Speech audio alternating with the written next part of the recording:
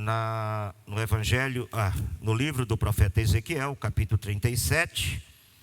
E nós vamos estar dando sequência à palavra que iniciamos na quarta-feira passada, sobre 6 passos importantes para a restauração espiritual. Vou repetir: 6 passos importantes para a restauração espiritual.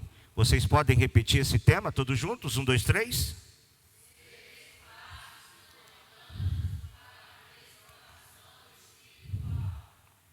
Amém. E nós iniciamos na quarta passada falando de os 2 primeiros passos. O primeiro é que para Deus fazer um processo de restauração na vida do homem ou na vida da mulher, Deus precisa de um profeta. Amém? Deus precisa de alguém que se disponha a trabalhar em favor desse propósito. Então Deus, mostrando que havia necessidade de um trabalhar de Deus na vida do seu povo, Deus chama Ezequiel, leva ele para observar aquele vale aonde havia expressão de morte, e Ezequiel vê aquele vale cheio de ossos. E através de Ezequiel, Deus então inicia o grande processo de restauração. E eu estou trazendo isso para nós aqui hoje. Eu expliquei quarta passada que essa profecia faz-se referência ao povo de Israel, e que ela já se cumpriu em partes, né? Israel hoje é um grande exército ao extremo, mas porém ainda falta a manifestação do Espírito Santo na vida do povo de Israel. Eles ainda não sentiram o impacto do avivamento como a igreja já sentiu. Então, essa parte ainda vai se cumprir no auge, já no finalzinho da batalha do Amargedon. Mas é um outro caso que eu disse, complexo, e depende de tempo para nós estarmos explicando. E trazendo para nós, para os nossos dias, para o campo espiritual da igreja, né? Nós falamos sobre primeiro a necessidade de um profeta. Nós vivemos uma época hoje que a igreja está vivendo uma grande frieza espiritual. E isso é evidente. Todo crente, até mesmo os que não são espirituais, estão vendo que nós estamos vivendo uma época de grande frieza espiritual, de mornidão espiritual, de mundanismo. E estamos vendo o fracasso de muitos crentes. No entanto, Deus ainda está à procura de homens, está à procura de mulheres, para que Ele possa usar, como usou o profeta Ezequiel, e mudar a história do povo de Deus. Segundo passo, começa-se o processo da restauração espiritual. O que Deus faz? Ezequiel 37, 7, Ezequiel profetiza, e os ossos se levantam, e cada osso une-se ao seu osso. O processo da restauração começa na estrutura espiritual. Não tem como começar de fora para dentro. Deus começa de dentro para fora, na estrutura, é os ossos que estão lá dentro, no interior de cada corpo. Glória a Jesus. É a estrutura espiritual na vida do crente. E eu acho que falei com muitos detalhes aqui na quarta passada, e eu espero não ter deixado dúvidas. Terceiro passo para a restauração espiritual. Abra Ezequiel capítulo 37, versículo 8, a parte A do versículo, somente essa parte.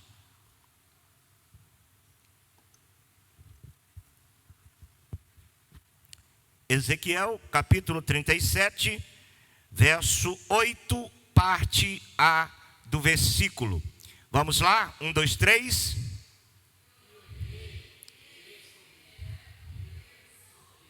Aí, o processo começa. Capítulo 37, né? Versículo de número 7, como nós lemos no começo. que Ezequiel profetiza, os ossos se levantam, cada osso une-se ao seu osso. Iniciou-se o processo na estrutura. Só que aí Ezequiel profetiza no versículo de número 8, na parte A, e ele olha e vem nervo sobre os ossos. O que simboliza o nervo, aliás, o que representa os nervos em um corpo humano, representa duas coisas importantes. Primeiro, resistência. O que representa no corpo humano? Resistência. Poder de sustentação. Enquanto que os ossos é a estrutura do corpo, os nervos fazem a parte da resistência. Em segundo lugar, equilíbrio.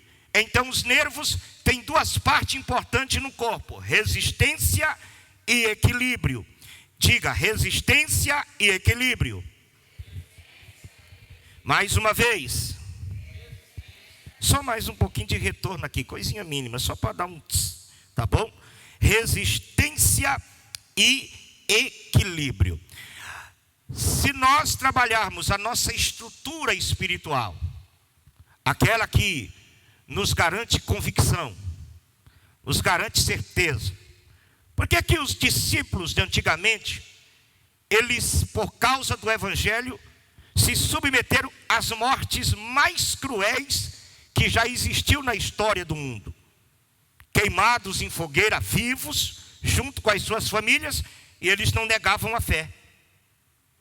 Crucificados com as suas famílias, eles torturavam os filhos nas frentes dos pais, para que os pais se sensibilizassem e rendessem e negassem a sua fé. Mas mesmo assim, eles não negaram a fé.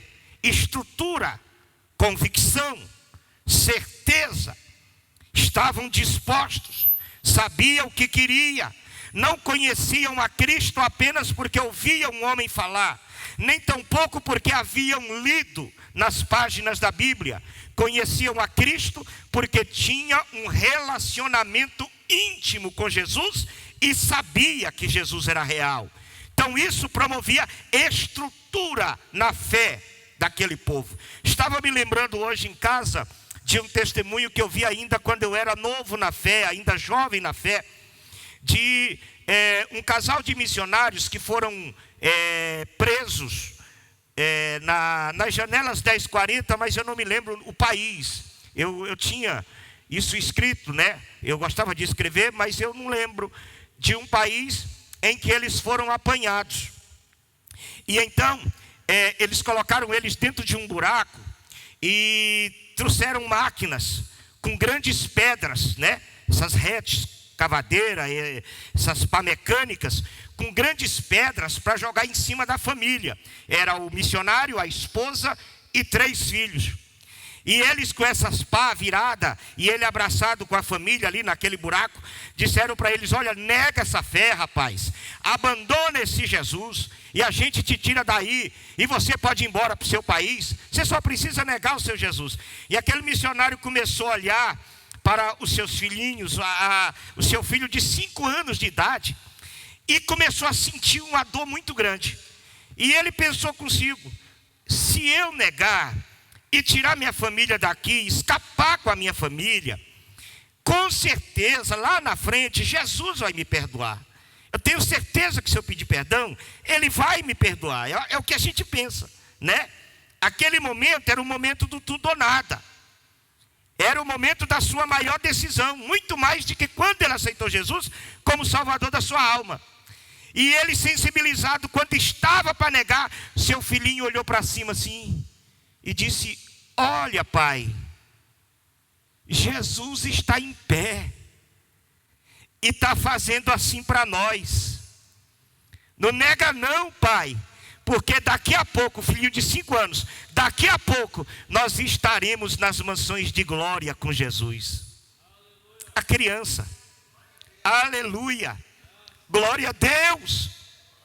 E aquele pai abraçou a família e disse: eu não vou negar Jesus. e morreram soterrados por aquelas pedras, naquele lugar, naquele dia. Estrutura. Mas não adianta ter convicção, ter estrutura, se você não tiver resistência e não tiver equilíbrio. Você tem que ter resistência, porque ainda que você não caia em algo como caiu esse missionário, mas haverá situações na sua vida que vai depender da sua resistência espiritual. Resistir o pecado, resistir os pratos oferecidos por Satanás para a sua vida, resistir às tentações. A resistência e o equilíbrio do corpo está nos nervos. Sem nervo, um corpo jamais conseguirá se erguer ou sustentar coisa alguma. É fundamental um corpo possuir nervos, e nervos fortes. Assim ele irá conseguir ter resistência para se autopreservar e equilíbrio para não sofrer acidentes. Com relação à resistência, o crente precisa das armaduras de Deus para a sua autoproteção. Nesse propósito, Paulo nos orienta um texto que eu sei que é bem conhecido dos irmãos. Vamos ler Efésios capítulo 6, versículo de número 10, versículo de número 11, glória a Jesus. Vamos lá? A igreja vai ler. Quero que vocês leiam esse texto.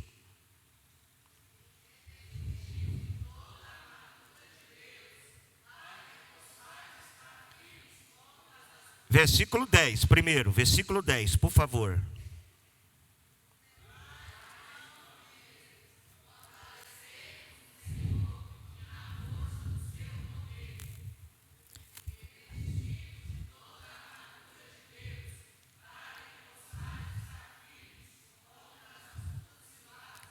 Verso 12.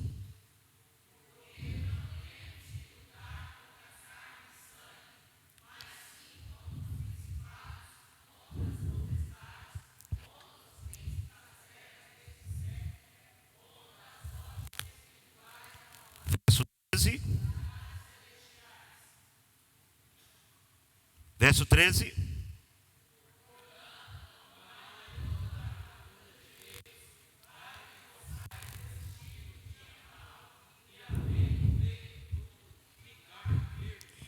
Todo crente, seja novo convertido, seja um crente já experiente na fé, seja um crente novo na idade, seja um crente idoso, você pode ter certeza absoluta, o dia mau, ele vai chegar na sua vida. A adversidade na vida do crente é inevitável. Foi Jesus quem disse, e é uma palavra verdadeira para nós: no mundo tereis, está fraco, no mundo tereis aflição. Vamos passar por momentos difíceis, vamos passar por tempos de provações. Vai ter dia que as coisas vai faltar na sua casa, vai ter dia que vai faltar aquilo que é necessário para a sua subsistência. Vai ter dia que alguém vai falar algo ao seu respeito e vai te deixar muito triste. Vai ter dia que as difamações virão. Vai ter dia que as tentações parece que vão vir de forma mais forte para a sua vida. Todas elas vêm para testar a tua resistência. Todas elas vêm para testar, irmão, o teu poder de suportar as adversidades. Eles vão acontecer. E você vai baquear nesse dia. Você vai se sentir vulnerável. Você vai sentir as estruturas do seu corpo sendo abalada no sentido da fé. Isso não foi diferente nem com Jesus, nosso Salvador. Teve um momento no jardim do Getsêmani, eu ainda estava escrevendo sobre isso hoje. Teve um momento no jardim do Getsêmani que Cristo pensou em desistir do propósito pelo qual ele veio ao mundo. E ele faz uma oração: que se ele não volta atrás na sua oração, ai de mim, ai de todos nós aqui essa noite, porque foi um momento difícil da sua vida. Ele via o que ia passar naquela cruz. Parece que por revelação, Jesus conseguia enxergar os bufetões que ele ia ganhar, a surra no pretório romano, os cravos que iam pregar nas suas mãos ali na cruz. Jesus começou, parece que, ver todo aquele cenário de dor, de sangue, de agonia. E Jesus sentiu o peso da responsabilidade. Isso não é diferente em nós. Vai ter dia que o diabo vai concentrar as suas forças em você. Vai arregimentar o inferno para vir contra a sua vida. E nessa hora, você precisa ter resistência. Nessa hora, você tem que ter pulso espiritual para resistir às potestades. A Bíblia diz assim, irmão: resisti o diabo e ele fugirá de vós. Nessa noite, em nome de Jesus, pelo Espírito Santo, eu profetizo que as tuas resistências serão restauradas aqui essa noite. Demanda, calaba, xurianderá, manai. Oh, aleluia. Resistência. E como eu faço, pastor? Revista-se das armaduras de Deus. Está aqui. Paulo detalha o poder dessas armaduras. Se despa-se de si mesmo. Tira as armas de Saul da sua vida. Saul pega as suas armas e coloca em Davi. Davi teve dificuldade de enxergar. Davi teve dificuldade de andar. E Davi sabia que se ele descesse aquele vale, usando as armas de Saul, ele ia morrer. Então Davi abre mão das armas de Saul, que representa todo o nosso orgulho humano, todas as nossas vaidades humanas, todas as nossas convicções pessoais, nossas razões. E as nossas razões, irmãos, diz a Bíblia que diante de Deus é prato de imundícia. Jesus, para vencer o pecado e triunfar na cruz, a Bíblia diz em Efésios capítulo 2 e verso 5, que ele esvaziou-se a si mesmo. Se esvazie de você mesmo e vista as armaduras de Deus, que Paulo disse que elas são poderosas em Deus para vencer fortaleza. Saia daqui hoje cheio das armaduras de Deus para resistir os ataques de Satanás. Precisamos ser revestidos das armaduras de Deus. Sem resistência, um crente desiste antes de terminar a sua chamada, antes de terminar a sua tarefa. Tem que ter resistência. Eu nunca fui um camarada muito forte, mas eu sempre fui um sujeito de muita resistência. No garimpo eu era escolhido para poder fazer o REC. Não sei quem aqui já foi garimpeiro, mas o REC era quando você tinha que jogar o lado de um motor nas costas. Você colocava um pau atravessado, esse pau se chamava REC, era o REC do motor.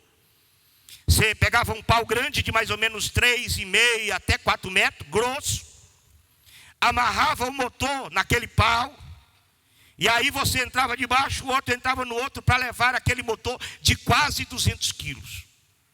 Às vezes era um B11, o David conhece muito bem. Às vezes era um Tobata 270.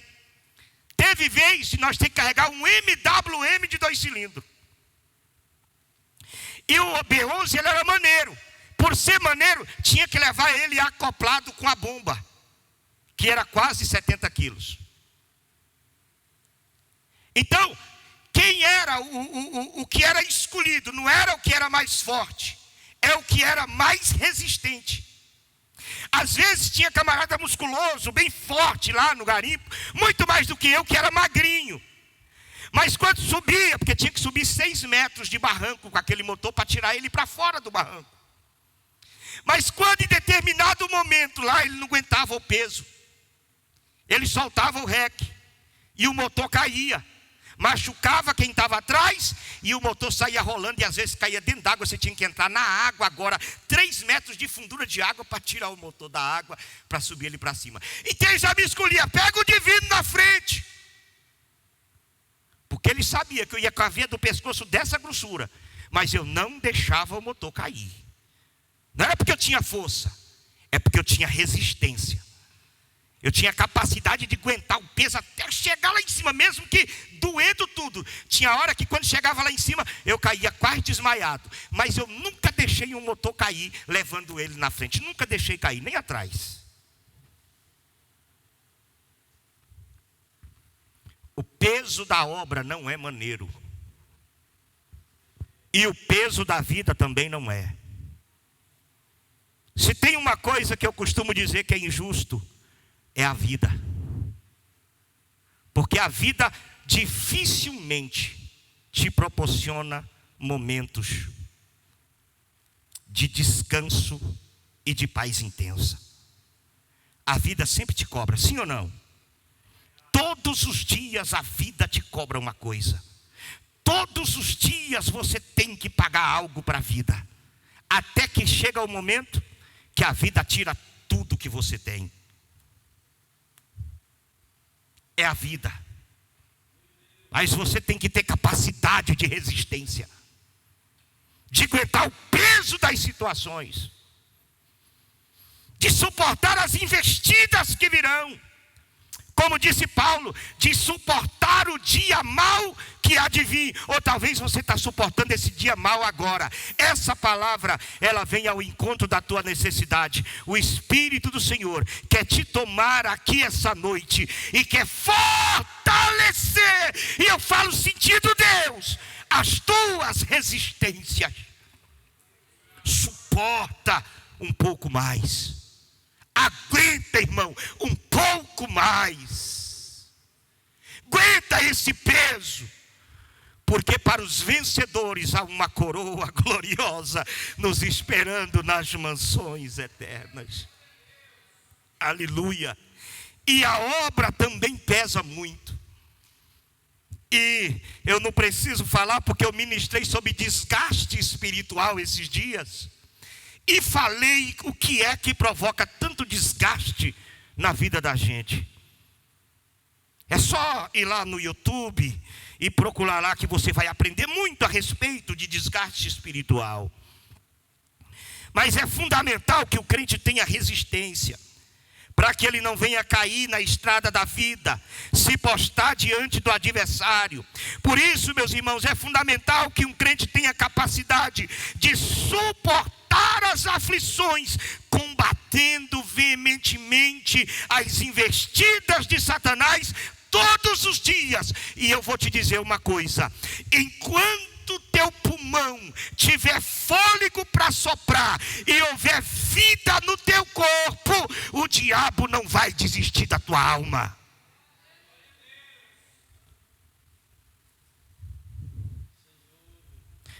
Vocês estão vivos aqui essa noite?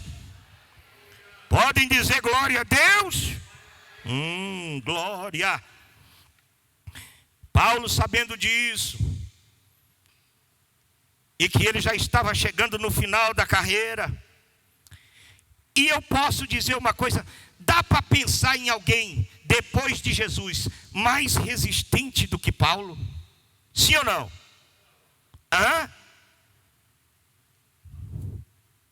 Hoje você vai ler o currículo de um pastor, e até o currículo de um pastor é exigido hoje para ser consagrado numa convenção. Hoje se pede o currículo do obreiro. Eu penso que se Paulo hoje fosse para ser consagrado nas convenções que existem, seria reprovado por essas comissões criadas.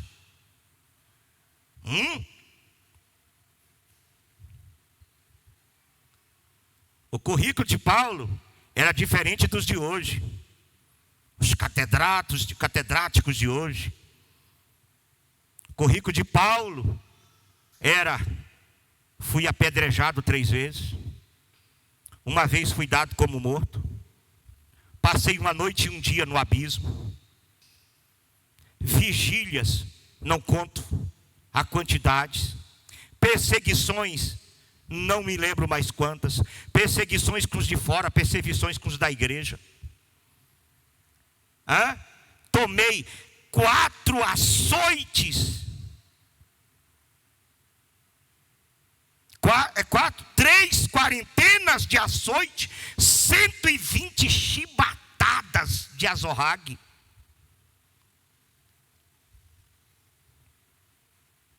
Paulo tinha o corpo deformado, os ossos quebrados, todo machucado, e Paulo não desistiu de nós, não desistiu do evangelho, não desistiu de pregar a palavra de Deus, deixou cartas riquíssimas em teologia, para nós que tivéssemos hoje, para termos uma ideia do que é ser crente de verdade. E quando Paulo vai morrer na guilhotina, porque ele morreu decapitado, arrancaram a cabeça de Paulo, quando ele tem que dar as últimas palavras, ele diz: combati o bom combate, encerrei a carreira, guardei a fé, e desde já a coroa da justiça me está preparada, a qual o justo juiz me dará naquele dia. Vai perder a cabeça, e o cara ainda está deixando palavras de incentivo para nós. Isso é ter resistência.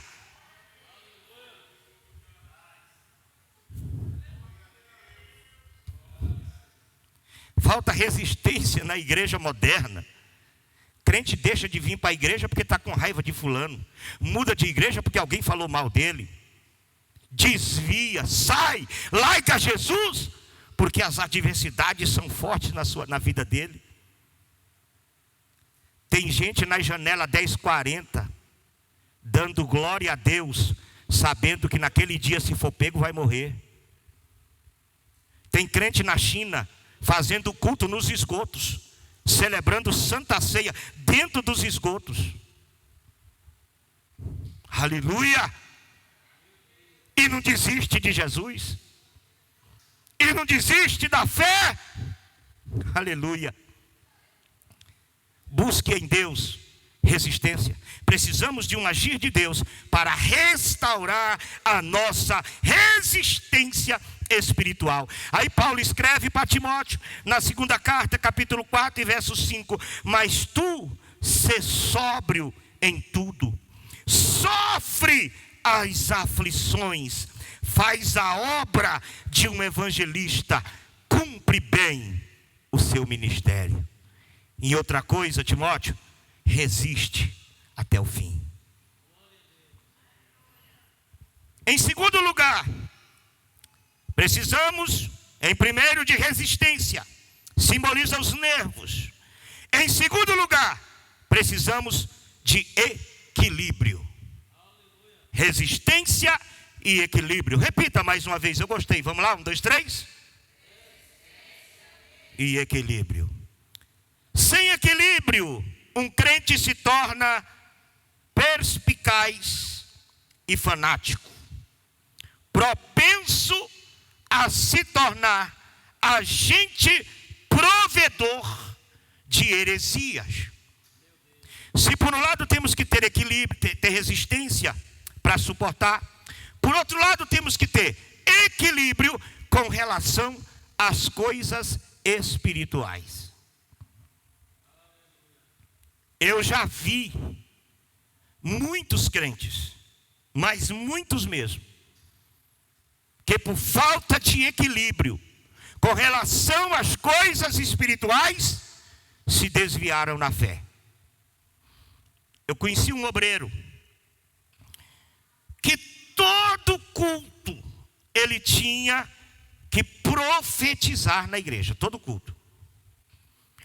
Preste atenção, irmão, não estou pregando contra a profecia, não entenda errado. Eu estou falando de desequilíbrio espiritual. Se ele não profetizasse no culto, ele ia embora pensando que os irmãos iam achar que ele não era usado por Deus. Então, ou ele tinha uma visão, ou ele tinha uma profecia, né? Todo culto de oração que nós tínhamos dos obreiros, em determinado momento da oração, ele desmaiava. E aí voltava dizendo que tinha entrado no céu e tinha falado cara a cara com Jesus. E que Jesus tinha mandado ele falar isso, falar aquilo outro. A princípio, quando eu conheci esse obreiro, eu achei muito bonito aquilo lá. Só que depois eu percebi que aquilo estava se tornando uma coisa forçada. Que ele queria pelo menos manter a visão que alguém tinha a respeito dele. E ele era procurado por tanta gente para orar. E ele profetizava. E ele revelava. Muitas coisas não davam certo. E o povo comentava. Quando é um dia do nada ele desvia. E eu fiquei na minha cabeça pensando, como é que um camarada que entra no céu e vê Jesus cara a cara, desvia? Porque eu nunca vi Jesus cara a cara, já ouvi a voz dele, mas eu nunca vi ele. E eu não tenho coragem de desviar, porque eu acho Jesus maravilhoso demais. Mas como é que uma pessoa que já foi no céu mais de uma vez, que viu Jesus cara a cara, desvia?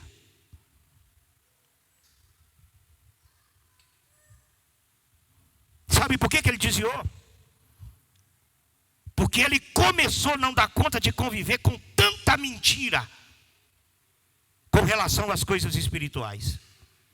E ele viu que se ele continuasse na igreja sem desviar, ele ia continuar mentindo. E para poder escapar de tanta coisa que ele estava falando e que não era Deus, porque um dia ele leu, isso ele que falou, um dia ele leu, que ai daquele que diz, assim diz o Senhor, sem que o Senhor não tenha dito nada.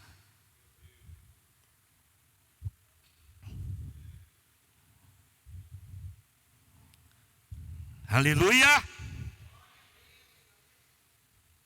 E esse moço, depois de mais de 10, 12, não me lembro a quantidade de anos desviados, decidiu voltar para a igreja. Mas voltou sendo uma pessoa completamente diferente daquilo que ele impregnou no começo. Equilíbrio, irmão. Equilíbrio é tudo na obra de Deus. Eu não profetizo, não é porque eu não tenho medo. Eu falo profetizo no sentido de dom. Eu estou profetizando através da palavra aqui essa noite. Eu sou um profeta de Deus aqui essa noite. Não é porque eu acho que é errado, não. É porque Deus não me confiou esse dom. E eu já pedi em oração muitas vezes. Mas quem Deus dá um dom, tem que ter equilíbrio com esse dom. Para que você não venha espiritualizar tudo que você vê e nem demonizar tudo que você vê. Equilíbrio. Nós ganhamos um rapaz para Jesus uma certa feita, e ele muito animado, porque a gente orava muito e ele começou a nos acompanhar na oração, né? E eu, mais os meus companheiros, nós tínhamos um exagero no início da fé que vocês não fazem ideia. Todo sábado nós saía para ir orar lá no campo de aviação de Piracanjuba. O campo de aviação foi abandonado, não descia mais avião lá, era aquele espaço muito grande e a gente ia para lá orar. Nós era 5. Nós orava 15 minutos e depois, irmão, o pau quebrava na profecia. Não, um profetizava para o outro rebatia com a profecia profetizando também. E nós disputava a língua estranha, quem falava mais, quem falava menos. E o pau quebrava naquele campo de aviação. Nós rolava no chão, chegava vermelho de poeira em casa. E com profecia que a gente nem sabia se ia cumprir ou não.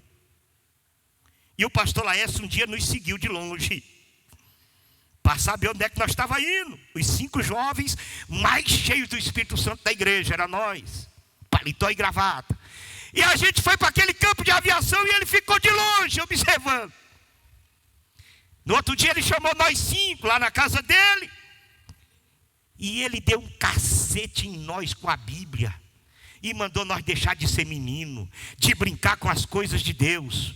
Porque a gente estava brincando mesmo com as coisas espirituais. Vocês ficaram lá 3 horas, só oraram 15 minutos. O resto foi embolado um com o outro na terra. Que brincadeira, não ensinei isso para vocês. As coisas de Deus não é para brincadeira. E o pastor Laércio era um homem muito espiritual. E Deus confiou a ele muitos dons, inclusive o dom de profecia. E eu nunca vi o pastor Laércio profetizar e Deus não cumprir.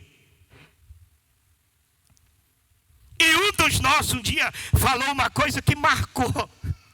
E foi esse dia que eu me despertei. Falei, cara, eu tenho que, eu tenho que mudar mesmo. Esse cara aqui foi acidente, viu, irmão? Não fale isso por aí, não.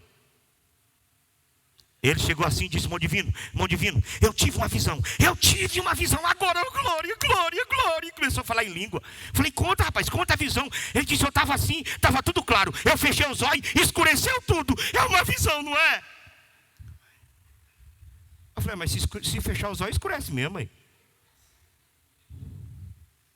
E começou a chorar e acreditando que porque ele fechou os olhos, escureceu, ele estava tendo uma visão.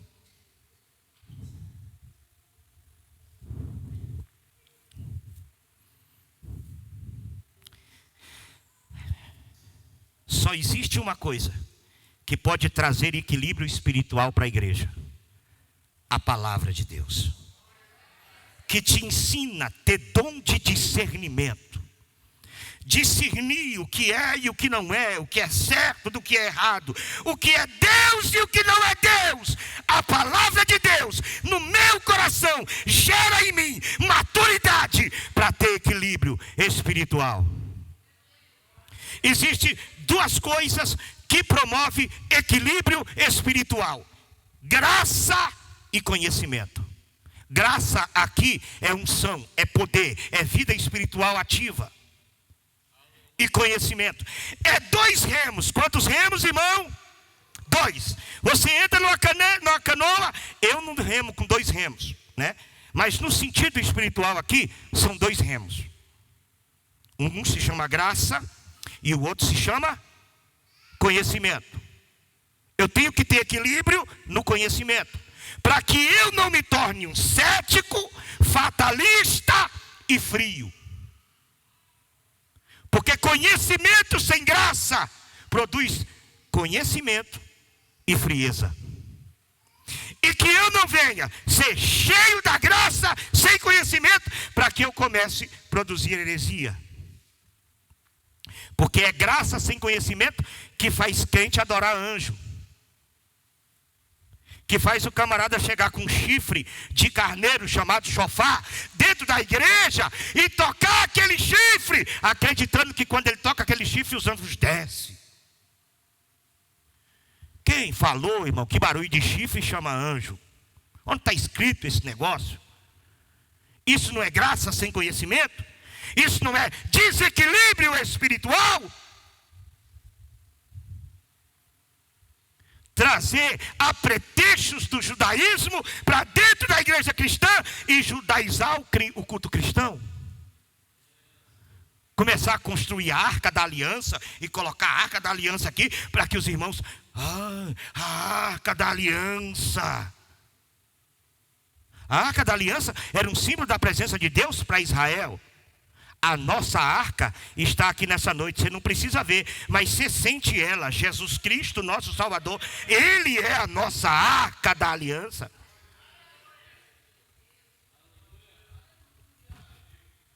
Aleluia. É graça sem conhecimento que faz crente ungir tapete para os outros limpar os pés e acreditar que aquele tapete ungido vai limpar os meus pecados. A irmãzinha que chegou em mim, pastor divino, olha essa água, uma garrafinha de 600 ml. Sim, irmã. Comprou aonde? Comprei na igreja fulana de tal, não vou falar por ética. A senhora comprou isso aí na igreja, irmã? Foi, isso aqui é água do Jordão. É? Foi R$600. 600 ml de água, ela pagou R$600. Eu vou chegar lá em casa, vou jogar a água do Jordão nas coisas e vou abençoar o meu lar com água do Jordão. Eu falei, irmã, se a água do Jordão abençoasse pessoas, Israel era o povo mais abençoado do mundo. E o pau está quebrando lá, ó.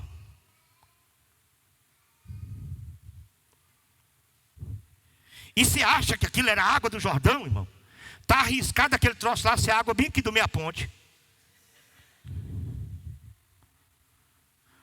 Falei, minha irmã, você não precisa levar a água do Jordão para abençoar o seu lar. Leva Jesus. Convida ele para ir na sua casa. Aleluia! Convida ele para entrar no teu lar. E a bênção de Deus vai chegar na sua família.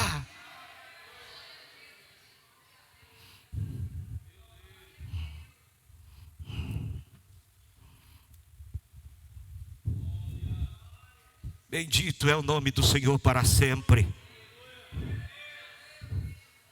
Se você se enche da graça, mas não tem como orientador para administrar a graça, a palavra de Deus, você se torna um crente herético, vendo anjo em tudo.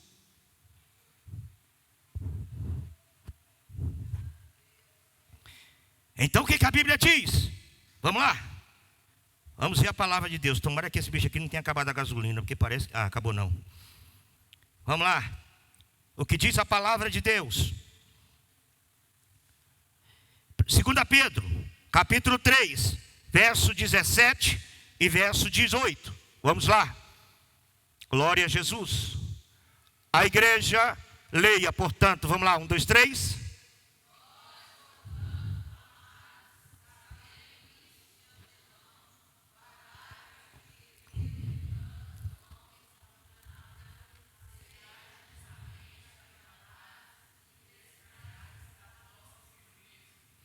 Antes, vamos lá? Antes, crescei na graça e no conhecimento de nosso Salvador Jesus Cristo. A Ele seja dada a glória, assim agora, como no dia da eternidade. Amém. Crescei na graça e no conhecimento, porque aí você vai ter equilíbrio para administrar as coisas espirituais. São os nervos que precisam ser restaurados no corpo místico de Cristo, a igreja. Os dois remos, se você remar só com a graça. Então eu vou remar com conhecimento. Mas aí você vai remar com os dois. Graça e conhecimento. Graça e conhecimento. Graça e conhecimento. Graça e conhecimento. Você vai longe. Para a glória do nome de Jesus. Graça e conhecimento. Diga, graça e conhecimento. Mais uma vez. Graça e conhecimento. Mais uma vez. Graça e conhecimento. Crescei na graça e no conhecimento de nosso Senhor Jesus Cristo.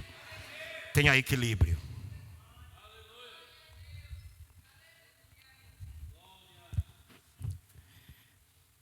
O equilíbrio é fundamental com relação às coisas espirituais. Para não nos tornarmos fanáticos, também precisamos ter maturidade com relação ao conhecimento, para não nos tornarmos céticos e fatalistas. Isso promoverá, dentro dessa questão de equilíbrio, autocontrole. Porque o equilíbrio com relação às coisas espirituais e autocontrole com relação à nossa vivência social entre os irmãos. E eu quero falar um pouco sobre autocontrole. Diga autocontrole. Autocontrole. Os nervos, autocontrole. Você se controla para não cair. Você tem domínio para não cair. Isso é autocontrole. Equilíbrio e autocontrole. Equilíbrio e autocontrole. Tudo isso, né, é importantíssimo. Com relação ao autocontrole, o crente precisa desenvolver, através da sua vida, o fruto do Espírito. Essa virtude é gloriosa e ela é referente ao domínio próprio. Uma capacidade que dá ao servo de Deus autocontrole de tudo em sua vida. Essa qualidade é elevadíssima no relacionamento com os outros. Isto é, equilíbrio no espírito, equilíbrio na alma, equilíbrio nas emoções. Quer dizer, autocontrole. Uma força interna para que nós venhamos nos autocontrolar em momentos das nossas relações interpessoais. Quem entendeu diz amém. O que esse autocontrole me dá? É uma virtude do fruto do Espírito. O fruto do Espírito é gerado no crente mediante o auxílio do Espírito Santo, a ajuda do Espírito Santo. Não são frutos, é um fruto só. Um fruto do Espírito na minha vida. E esse fruto do Espírito tem 9 virtudes. Um dia me perguntaram, pastor, como seria um fruto do Espírito? Eu falei, o fruto do Espírito para mim é uma mexerica com 9 gomos. Com a casca é um fruto. Você tira a casca, tem 9 gomos naquele fruto. Aleluia. E um desses gomos se chama domínio próprio. Capacidade de se autocontrolar em momentos, tanto de emoções, como momentos de emoções boas ou emoções ruins. Vamos usar assim. Primeiro, controlar impulsos. Já viu uma pessoa compulsiva? Que não tem autocontrole em seus impulsos? Que primeiro não analisa o ambiente, não tem visão do espírito em que está gerando no ambiente em que está, que no calor do momento, no calor das emoções, toma decisões precipitadas.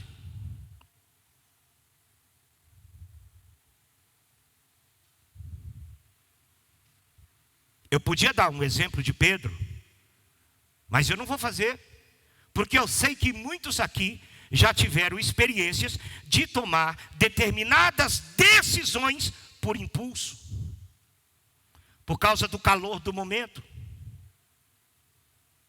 Os irmãos se lembram que eu contei um dia que eu tive uma briga feia com a irmã Edna? O negócio lá em casa foi feio. E ela falou umas coisas que me ofendeu, falei uns trem para ela que ofendeu, e no auge ali, no calor daquele momento, eu disse, eu vou embora. E eu pensei que ela ia correr e agarrar eu, dizer, não vai não. E ela disse, então pode ir. Aí eu pensei, eita, agora para poder conservar meu nome de macho, eu tenho que ir. E eu vou mesmo, para ver se ela desistia. Estou nem aí. Estou indo. Vai com Deus.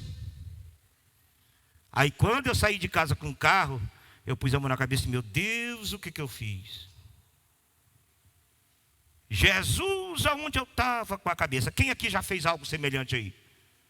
Talvez não foi para ir embora, mas fez uma coisa na precipitação. Restaurar o seu autocontrole e moderar os impulsos da sua vida. É que o Espírito de Deus quer fazer hoje aqui nas nossas vidas essa noite.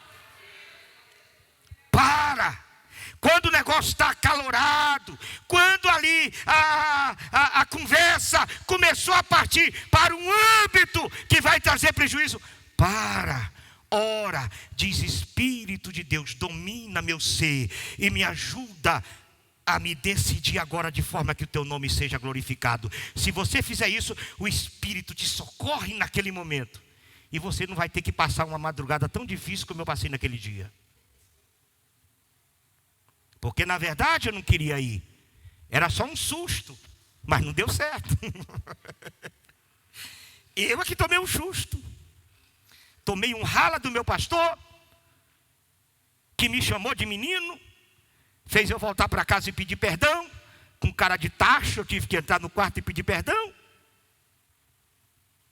E aprender que a ira do homem, que na ira do homem não opera a justiça de Deus.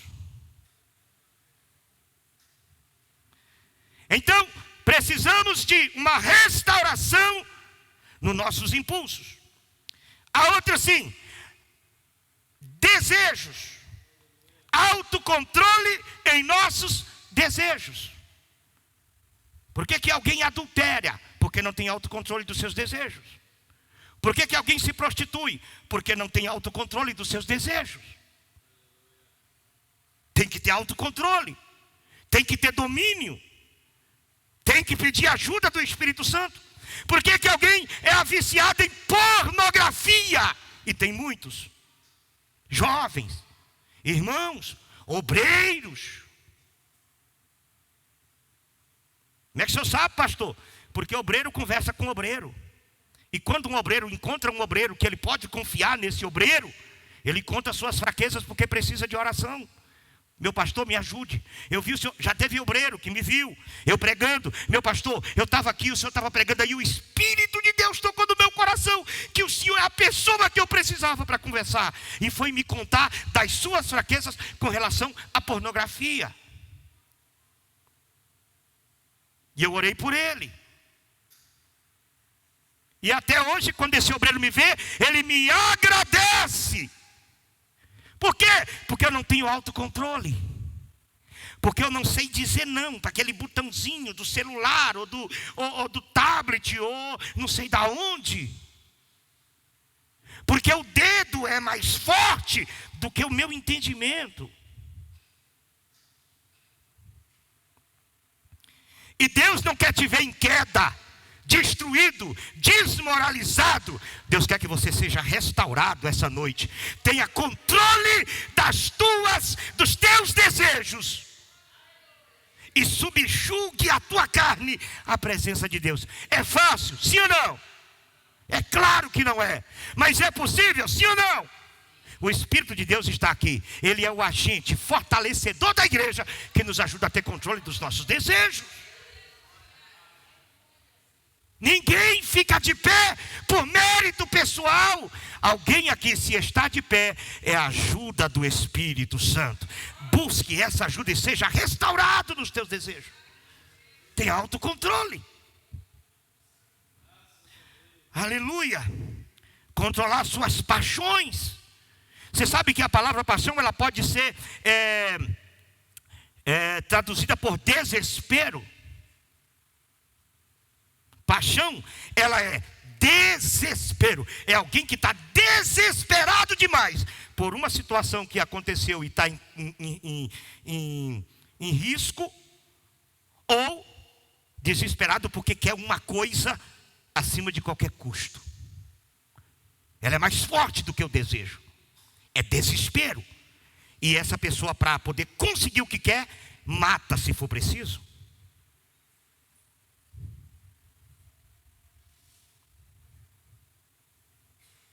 Seja qual for o desespero da sua vida, de uma situação que você acha que não tem mais jeito, de uma dívida, ou quer seja uma coisa que você deseja muito, o Espírito de Deus quer te dar autocontrole e fazer com que essas paixões em sua vida sejam controladas, e o teu desejo e o teu desespero seja somente para servir a Deus e agradar a Ele em qualquer circunstância. Aleluia. Desespero, paixões. Outra coisa, difícil, e eu termino aqui, deixando a quarta para a semana que vem. Controle da língua.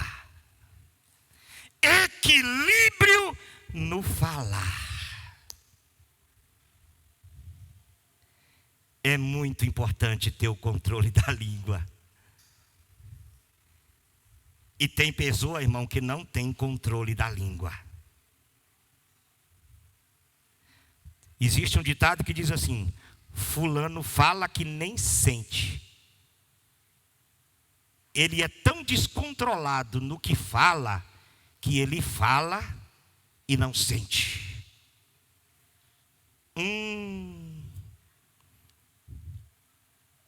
Língua compulsiva. Eu ministrei aqui um dia uma palavra sobre, deixa eu ver se eu lembro o tema. Eu não me lembro o tema. Eu falei somente sobre o poder da língua. Tiago diz que se um homem consegue controlar sua língua, ele tem capacidade de controlar o seu corpo inteiro. Porque todo autocontrole começa com a língua. Com a língua você bendiz nosso Deus que estás no céu. Quem tem língua aqui para dizer glória a Deus? Com essa mesma língua você fala mal do seu irmão, que é a imagem e semelhança do Deus que você dá glória. Com a língua você abençoa, com a língua você amaldiçoa. Salomão diz em Provérbios que a língua, que o poder da vida está na língua, porque uma pessoa com língua maldosa tem capacidade de destruir a vida de alguém com poucas palavras. Basta uma mentira muito bem falada e a vida de uma pessoa cai em desgraça. Aleluia, irmãos.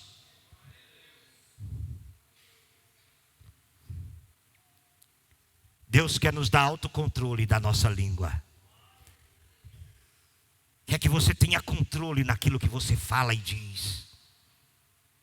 Cuidado, porque a Bíblia diz que a língua é como um fogo pequeno que cai em um bosque. Começa com uma pequena chama de um palito de fósforo, capaz de queimar o bosque inteiro. O pai da Jéssica foi queimar um pasto, fazer um pequeno fogo, perdeu o controle, passou para o vizinho, matou gado do vizinho e trouxe um prejuízo enorme. É o poder da língua.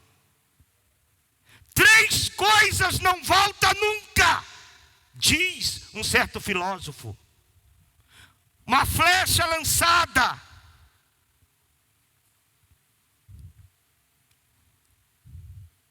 uma palavra lançada e uma oportunidade perdida. Não volta nunca mais.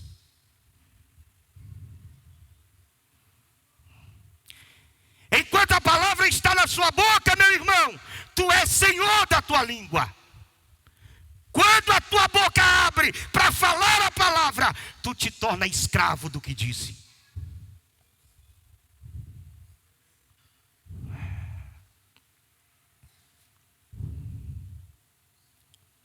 O que eu faço, pastor? Faz como o salmista. Eu acho que é no Salmo 142 ou 147, eu não me lembro. O salmista diz: põe uma guarda na minha boca, ó Senhor, guarda as portas dos meus lábios. Pede o Espírito Santo para guardar a porta dos seus lábios essa noite. Restaurar o teu autocontrole naquilo que você diz. Aleluia. Eu estou sentindo Deus, irmãos, falar em nossos corações. E isso aqui é palavra de vida, porque a Bíblia diz assim: por tuas palavras serás justificado, e por tuas palavras serás condenado. E Jesus diz assim: toda palavra frívola que o homem disser, dará conta dela no dia do juízo.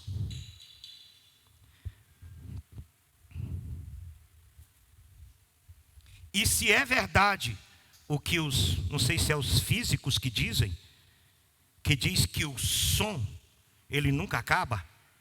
Você fala e diz que o som anda, atravessa o espaço, entra nos buracos de minhoca, nos buracos de tatu que tem aí para cima, que eu nunca vi nenhum, mas diz que tem. E diz que vai até a dimensão lá do Thor, a dimensão do... Como é que é o nome dos caras lá? Né? No universo paralelo, aonde tem uma cópia da gente aí. Tem filho de crente acreditando que tem uma cópia nossa aí em outro universo aí, no multiverso do mundo. Tudo que você diz vai parar no trono de Deus. E Deus ouve. Diga assim: Deus ouve. Deus ouve. Uma das coisas bonitas e gloriosas que eu gosto é quando Moisés arruma a mulher cuxita lá.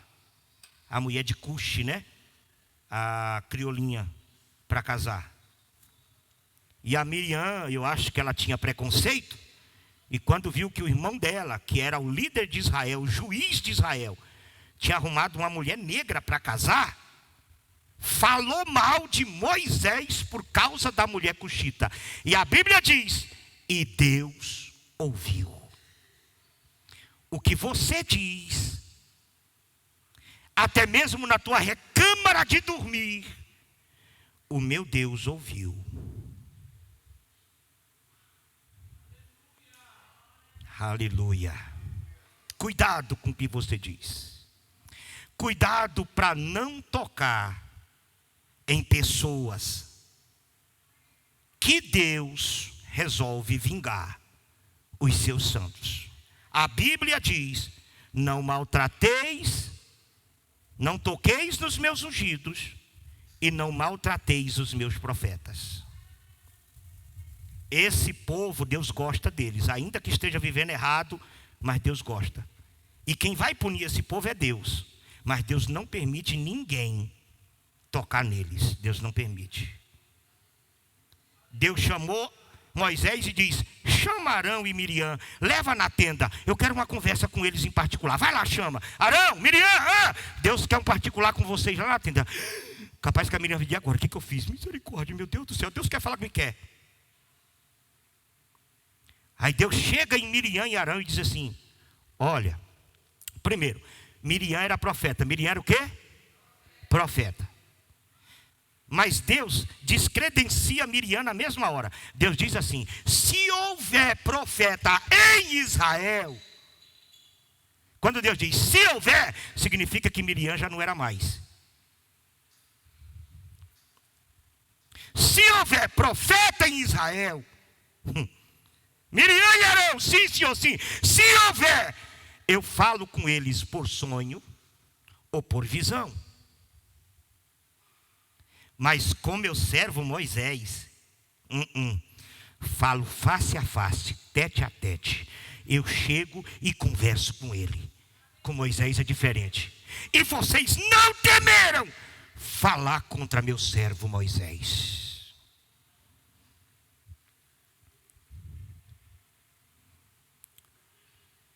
E aí, diz que na mesma hora, Miriam ficou leprosa. Na mesma hora, dentro da tenda da congregação, Miriam ficou leprosa. Aí Moisés: Senhor, pelo amor de Deus, Senhor, minha irmã, não faz isso não. Moisés tinha um coração bom demais. Gente, Moisés era crente. É por isso que Deus protegia e guardava Moisés daquele jeito. Moisés era crente. E se você for crente, Deus vai lutar a tua causa. Deus vai entrar em teu favor. Deus não vai aceitar ninguém te difamar. Ninguém. Deus vai tratar. É por isso que você tem que ter autocontrole, para que você não seja chamado na tenda da congregação para um particular com Deus. Você manda calabacheia. Se houver profeta, eu falo com ele, mas não é com Moisés. Miriam fica leprosa. Aí Moisés vai orar. Aí o Senhor disse assim: Moisés, quando o pai de uma moça cospe no rosto dela, ela não fica imunda 7 dias? Fica, Senhor. Pois ela também está imunda. O que Deus está dizendo? O que ela fez foi tão grave que eu cuspi na cara dela. Deus está dizendo assim: o que Miriam fez, eu cuspi na cara dela. 7 dias ela tem que ficar separada do arraial. E Miriam ficou separada do arraial 7 dias. Porque Deus abominou a atitude daquela mulher. Aleluia. 7 dias depois, Miriam é trazida para o arraial. Mas ninguém ouve mais falar da profetisa Miriam.